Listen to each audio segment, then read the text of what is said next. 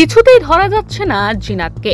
ছাগল, শূকর, মোষের লোভকে উপেক্ষা করে এক রাজ্য থেকে অন্য রাজ্যে ইতিমধ্যে ঢুকে পড়েছে সে। জানা গিয়েছে বাংলা ঝাড়খণ্ড সীমানার বেলপাহাড়ি থেকে গতিপথ বদলে পুরুলিয়ায় ঢুকে পড়েছে বাঘিনী জিনাত। রবিবার রাতভর পুরুলিয়ার রাইকা পাহাড় এবং সংলগ্ন কুইলাপালের জঙ্গলেই ঘোরাফেরা করেছে সে। বাঘকে ধরতে বন দফতরের তরফে কড়া নজরদারি চালানো হচ্ছে। জঙ্গল ছেড়ে যাতে লোকালয় খাবারের সন্ধানে না ঢোকে তাই জঙ্গলের মধ্যে ছাড়া হচ্ছে ছাগল। শুধু ছাগল নয়, বাঘকে ধরতে টোপ হিসাবে প্রস্তুত রাখা হয়েছে একাধিক মোষ ও শূকর। আতঙ্কে রয়েছেন স্থানীয় মানুষজন।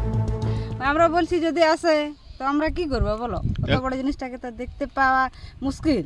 হ্যাঁ, তো কোথায় আপনার বলছি এখন তো খেতে কাজ করছেন, তো কতটা আতঙ্কে রয়েছেন? আতঙ্ক তো লাগবে, কি ভয় ভয়, এদিকে ওদিকে ভালাভালি। হ্যাঁ, আর এখন আমাদের তো মাঠেই ধান, কি করবো বলো, ওগুলোকে তো আনতে হবে। জঙ্গলের থেকে ঘুরে এনো, এখন যাই এই বাড়ি আসছি গরু নিয়ে। ভয়ে থাকছেন তাহলে? না, ভয় তো থাকতে হবে, ও তো অবলা জিনিস, আর মানুষ হলে কথা হলে ডাংলা ঠিক ও তো বুঝেনি। প্রশাসনের তরফে মাইকিং করে মানুষকে জঙ্গলে প্রবেশ করতে বারণ করা হয়েছে। সকলকে সতর্ক করা হচ্ছে, ওয়াইল্ড লাইফ সম্বন্ধে সতর্ক করা হচ্ছে এবং তার যে গুরুত্ব ইম্পর্টেন্স সেটা সম্বন্ধে সতর্ক করা হচ্ছে।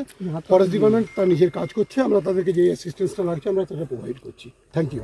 কারোর ভয় পাওয়ার কোনো কারণ নেই বলে জানান বন দফতরের আধিকারিক।